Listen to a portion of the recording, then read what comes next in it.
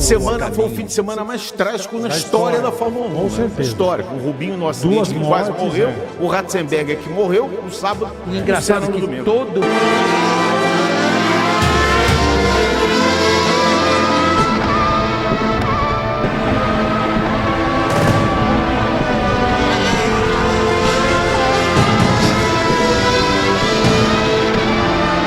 Era maio de 1994 e o mundo da Fórmula 1 estava prestes a testemunhar um dos momentos mais sombrios de sua história. O circuito de Imola, na Itália, foi palco de uma sequência de tragédias que marcaram para sempre o esporte. Aquela temporada estava só começando. Essa deveria ser a terceira etapa. Quando um jovem Rubens Barrichello enfrentou um momento terrível. Após uma corrida brilhante no Japão, ele estava determinado a brilhar em Imola.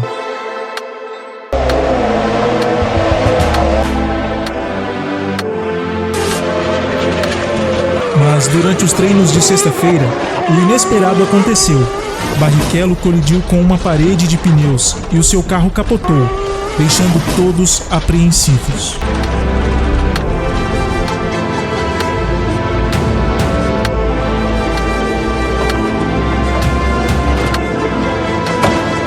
Entrei forte demais, o carro guina para a direita, é a hora que eu corrijo ele, ele volta para cá e ele... E como o próprio Sid Watkins me falou, eu morri por 6 minutos, né? Eu engoli minha língua na pancada, então 90 Gs. Por sorte, Barrichello sobreviveu, mas o incidente lançou uma sombra sobre aquele fim de semana.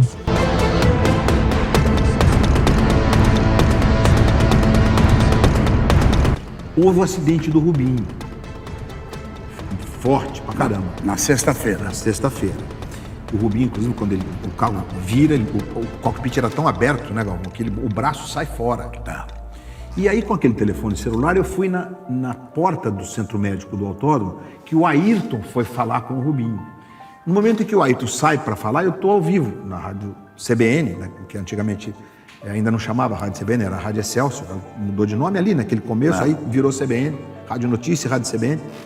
E o Rubão, que não estava em Imola, ele estava ouvindo a entrevista. E aí eu entrevisto o Ayrton. Rubão, pai do Rubinho. Rubão, pai do Rubinho. E o Ayrton fala da situação do Rubinho e tal. Depois vou lá para o centro médico, para o Hospital Maggiore, inclusive, onde o Rubinho ficou internado, e faço uma entrevista com ele para o Globo Esportivo dentro do CTI. A gente não sabia que o telefone interferia nos equipamentos naquela época. Com esse negócio todo eu perdi a memória por um tempo, porque se você me perguntar se eu lembro carregando o caixão do Ayrton, eu só lembro por imagem de fotografia. É mesmo? Eu não tenho essa memória assim. Eu lembro de foto, né? Eu tenho aquela cara que você vê e tal. Mas não lembro. E depois eu lembro que em pouco tempo eu estava me perguntando assim, o Ayrton tinha morrido e eu tinha um treino. Em 7 dias eu estava no carro, nariz quebrado. Naquela época tinha menos segurança e a velocidade era igual. Então, sim. Então, desde que surgiu a proteção lateral para a cabeça, tudo melhorou muito, né? A proteção lateral aconteceu logo após o acidente do Ayrton. A Sauber já tinha introduzido aquilo para poder trazer um pouco de segurança.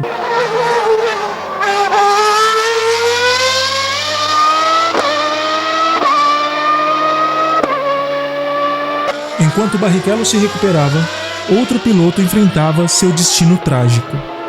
Roland Ratzenberger, determinado a alcançar os seus sonhos na Fórmula 1, encontrou seu fim durante os treinos de sábado. Sabato, purtroppo, c'è un incidente di Ratzenberger in cui non sono intervenuto, comunque è stata una cosa veramente molto dura. Si è visto tutto in diretta, questo personaggio che era sconosciuto, però ha colpito proprio per questo destino che è ingiusto. Sua perda chocou o mundo da Fórmula 1 e preparou o cenário sombrio para o que estava por vir.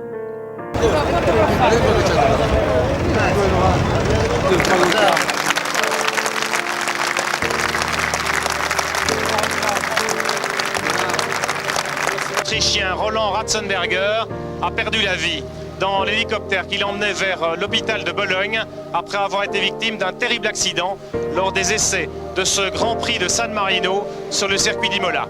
Je vous propose de revoir les images et les circonstances de ce tragique accident. C'était sa première saison de Formule 1. Avec le projet Syntec, Roland Ratzenberger accédait enfin à l'échelon suprême. Samedi 30 avril, 13h18, il est lancé à plus de 250 km/h sur la partie la plus rapide du circuit quand il quitte brutalement la piste. Regardez sur ce document amateur la violence du choc. Désormais, les Formule 1 sont d'une solidité extrême. La cellule de survie imposée par le règlement, avec le crash test depuis 1990, a permis de sauver de nombreux pilotes. Malheureusement, à une telle vitesse et une violence aussi extrême, la sécurité en Formule 1 a prouvé ses limites.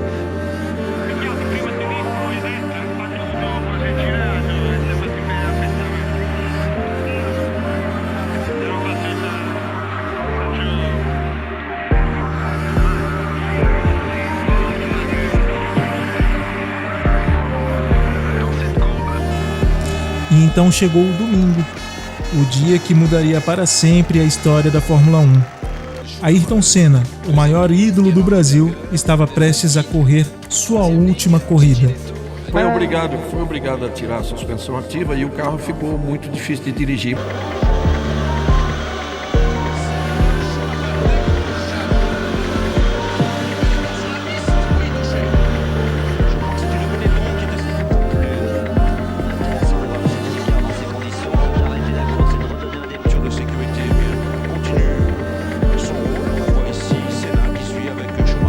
Na sétima volta da corrida, Senna atingiu a curva Tamburello a quase 300 km por hora, incapaz de frear completamente.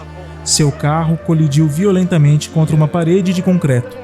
A barra de direção teve uma ruptura antes do impacto e uma haste de metal furou seu capacete. Naquele momento, decretava-se o fim de um atleta e a ascensão de uma lenda. É uma fatalidade, sabe? Aquela coisa que solta e pega num ponto, um milímetro. Entra pela viseira, né? Entra milímetro para cá, tinha passado, né? Enfim. Após 20 minutos, ele foi atendido pela equipe de resgate ainda na pista e levado ao Hospital Maggiore, em Bolonha, onde a sua partida foi confirmada. A justiça italiana conduziu uma investigação para determinar as causas do acidente. Em 2007, concluiu-se que uma falha na coluna de direção, decorrente de erros no projeto e modificações mal executadas, foi responsável pelo acidente. No entanto, ninguém foi preso. O projetista-chefe da equipe Williams, Patrick Head, foi condenado, mas o crime de homicídio culposo já havia prescrito.